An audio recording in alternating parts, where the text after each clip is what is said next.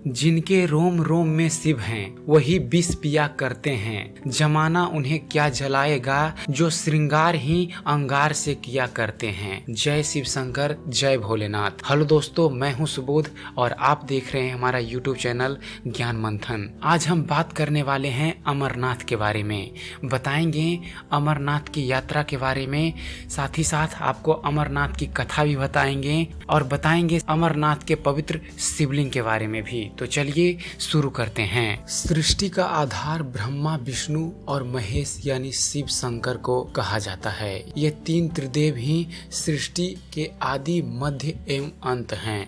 ये अजन्मे एवं निरंकार हैं। यह ना तो जन्म लेते हैं और ना ही इनकी मृत्यु होती है। सृष्टि के आरंभ काल में यही अपनी बीज शक्ति से सृष्टि को जन्म देते हैं एवं अंत में उसे अपने में समाहित कर लेते हैं।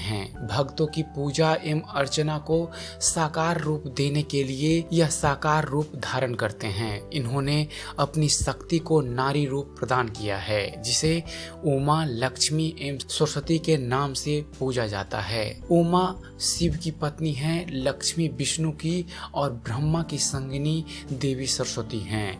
मनुष्य को पाप से दूर रहकर धर्म का मार्ग चुनने की प्रेरणा देने हेतु यह समय समय पर अपनी लीला करते रहते हैं। भगवान विष्णु तो अपनी लीलाओं के कारण लीलाधारी कहे जाते हैं। इन्हीं के समान शिव की लीलाएं भी बहुत अद्भुत है। इनकी लीला आज भी अमरनाथ धाम में अमर है, जो अमरनाथ की पवित्र गुफा में इनके होने का एहसास कराती है। श्रद्धालु भक्तों के लिए यह अत्यंत पूजनीय स्थल है, जहां जीवन में कम से कम एक बार जाने की इच्छा सभी की रहती है। लेकिन यहाँ पहुँचता वही है जिसे बाबा अमरनाथ अपने दरबार में बुलाते हैं। चलिए दोस्तों, अब आपको बतलाते हैं अमरनाथ की कथा के बारे में कि क्यों कोई इस अमर कथा को सुन लेता तो वह अमर हो जाता। दोस्तों, पुराणों में वर्णन है कि एक बार माँ पार्वती ने बड़ी उत्सुकता के साथ बाबा श्री विश्वनाथ देवादिदेव महादेव से यह प्रश्न किया कि ऐसा क्यों होता है। आप अजर अमर हैं, मुझे हर जन्म के बाद नए स्वरूप में आकर फिर से वर्षों की कठोर तपस्या के बाद आपको प्राप्त करना होता है। जब मुझे आपको ही प्राप्त करना है तो फिर मेरी यह तपस्या क्यों, मेरी इतनी कठोर परीक्षा क्यों? और आपके कंठ में पड़ी यह बरमुंड माता तथा आपके अमर होने का कारण व रहस्य क्या है? महाकाल ने पहले तो माता को यह गूढ़ रहस्य बताना उचित नहीं समझा, परंतु माता की स्त्री हट के आगे उनकी एक न चली। तब महादेव शिव को माँ पार्वती को अपनी साधना की अमर कथा, जिसे हम अमरत्व की कथा के रूप में जानते हैं, इसी परम पावन अमरनाथ की गुफा में कहनी पड़ी। भगवान शंकर ने माँ पार्वती जी से एकांत व गुप्त स्थान पर अमर कथा सुनाने को कहा, जिससे कि अमर कथा को कोई भी जीव, व्यक्ति और यहाँ तक कि कोई पशु पक्षी ना सुन ले, क्योंकि जो कोई इस अमर कथा को सुन लेता वह सदा के लिए अजर अमर हो जाता। इस कारण भगवान शिव जी माँ पार्वती को लेकर किसी गुप्त स्थान की ओर चल पड़े। सबसे पहले भगवान भोलेनाथ ने अपनी सवारी नंदी को पहलगांव में छोड़ दिया। इसलिए बाबा अमरनाथ की यात्रा पहलगाम से शुरू करने का तात्पर्य या बोध होता है। आगे चलने पर भगवान शिव ने अपनी जटाओं में चंद्रमा को चंद्रवाड़ी में अलग कर दिया और गंगा जी को पंचतरणी में और कंठाभूषण सर्पों को शेषनाग पर छोड़ दिया। इस प्रकार इस पड़ाव का नाम शेषनाग पड़ा। आगे की यात्रा में अगला पड़ाव गणेश टाप पड़ता है। इस स्थान पर बाबा अमरनाथ ने अपने पुत्र गणेश को भी छोड़ दिया था, जिसका महागुना का पर्वत भी कहा जाता है। पिस्सू घाटी में पिस्सू नामक कीड़े को भी त्याग दिया। इस प्रकार महादेव ने अपने पीछे जीवनदायिनी पांचों तत्वों को भी अपने से अलग कर दिया। इसके साथ माँ पार्वती संग एक गुप्त गुफा में प्रवेश कर गए। कोई व्यक्ति, पशु या पक्षी गुफा के अंदर प्रवेश कर अमर कथा को ना सुने, इसलिए भगवान शिव ने अपने चमत्कार से गुफा के चारों ओर आग प्रज्वलित कर दी। फिर भगवान शिव ने जीवन की अमर कथा माँ पार्वती को सुनाना शुरू किया। कथा सुनते सुनते देवी पार्वती को नींद आ गई और वह सो गई, जिसका शिव जी को पता ही नहीं चला। भगवान शिव अमर होने की कथा सुनाते रहे। उसी समय 2 सफेद कबूतर श्री शिव जी के कथा को सुन रहे थे और बीच बीच में गूं गूं की आवाज निकाल रहे थे। शिव जी को लग रहा था कि माँ पार्वती कथा सुन रही हैं और बीच बीच में हुंकार भर रही हैं। इस तरह दोनों कबूतरों ने अमर होने की पूरी कथा सुन ली। कथा समाप्त होने पर शिव जी का ध्यान पार्वती माँ की ओर गया, जो सो रही थी। शिव जी ने सोचा कि अगर पार्वती जी सो रही हैं तब इसे सुन कौन रहा था। तब महादेव की दृष्टि कबूतर पर पड़ी। महादेव शिव कबूतरों पर क्रोधित हुए और उन्हें मारने के लिए तत्पर हुए।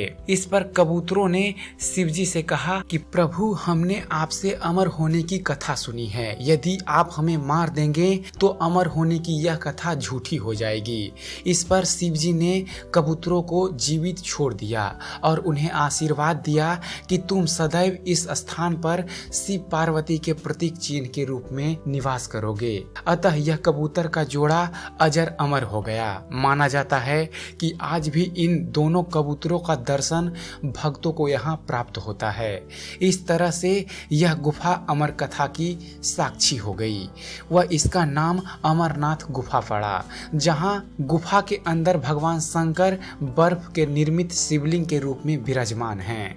पवित्र गुफा में माँ पार्वती के अलावा गणेश की भी अलग बर्फ से निर्मित प्रतिलिपियों के दर्शन किए जा सकते हैं। इस पवित्र गुफा की खोज के बारे में पुराणों में भी एक कथा प्रचलित है कि एक बार एक गुडेरिये को एक साधु मिला, जिसने उस गुडेरिये को कोयले से भरी एक बोरी दी, जिसे गुडेरिया अपने कंधे पर लाद कर अपने घर को चल दिया। घर जाकर उसने बोरी खोली तो वह आश्चर्यचकित हो गया, क्योंकि कोयले की बोरी सोने की सिक्कों की हो गई थी। इसके बाद वह गुडेरिया साधु से मिलने व धन्यवाद देने के लिए उसी स्थान पर गया जहां पर साधु से वह मिला था, परंतु वहां उसे साधु नहीं मिले, बल्कि उसे ठीक उसी जगह पर एक गुफा दिखाई दी। गुडेरिया जैसे ही उस गुफा के अंदर गया तो उसने वहां पर देखा कि भगवान भोले शंकर बर्फ के बने शिवलिंग के आकार में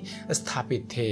उसने वापस आकर सबको यह कहानी बताई और इस तरह भोले बाबा की पवित्र अमरनाथ गुफा की खोज हुई। धीरे धीरे करते दूर दूर से भी लोग इस पवित्र गुफा एवं बाबा के दर्शन के लिए पहुंचने लगे, जो आज एक प्रतिवर्ष यात्रा के रूप में जारी है। अब आपको बतला रहे हैं भगवान अमरनाथ के शिवलिंग का रहस्य। दोस्तों, अमरनाथ शिवलिंग हिम से निर्मित होता है, यानी कि बर्फ से बना होता है। यह शिवलिंग अन्य शिवलिंगों के भांति साल भर नहीं रहता है। वर्ष के कुछ महीनों में ही यहाँ हिम से स्वयं शिवलिंग का निर्माण होता है।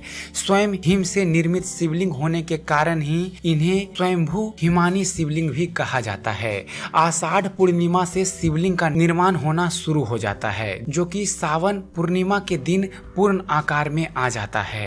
अमरनाथ की गुफा में हिम जल टपकता रहता है। आसपास जमा हुआ बर्फ भी कच्चा होता है, जबकि हिम से बना शिवलिंग ठोस होता है। इस स्थान पर आकर ईश्वर के प्रति आस्था मजबूत हो जाती है।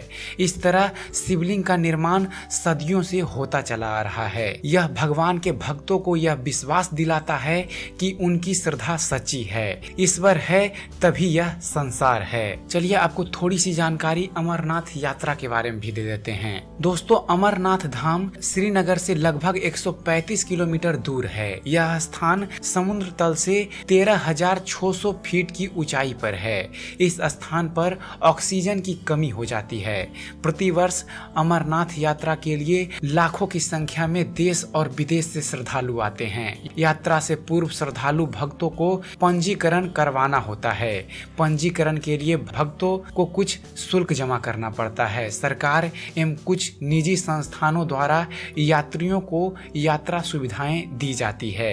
यहाँ जाने के लिए 2 रास्ते हैं, एक पहलगांव होकर तथा दूसरा बालटाल से। इन स्थानों स्थानों तक भक्तगण बस से आते हैं। इसके बाद का सफर पैदल तय करना होता है। पहलगांव से होकर जाने वाला रास्ता बालटाल से सुगम है, अतः सुरक्षा की दृष्टि से तीर्थ यात्री इसी रास्ते से अमरनाथ जाना अधिक पसंद करते हैं। और चलते चलते दोस्तों आपको बतला देते हैं अमरनाथ धाम यात्रा करने का फल। पुराणों में कहा गया है कि जिस पर बाबा भोले की कृपा होती है वही अमरनाथ धाम पहुंचता है।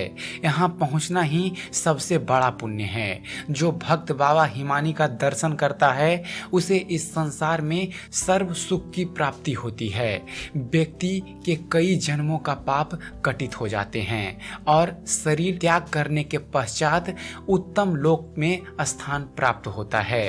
तो आशा करता हूँ अमरनाथ पर बनाया गया हमारा ये वीडियो आपको पसंद आया होगा। अगर जो आपको हमारी चैनल पर दिखाई गई वीडियो पसंद आती है तो हमारे वीडियो को लाइक और शेयर ज़रूर करें।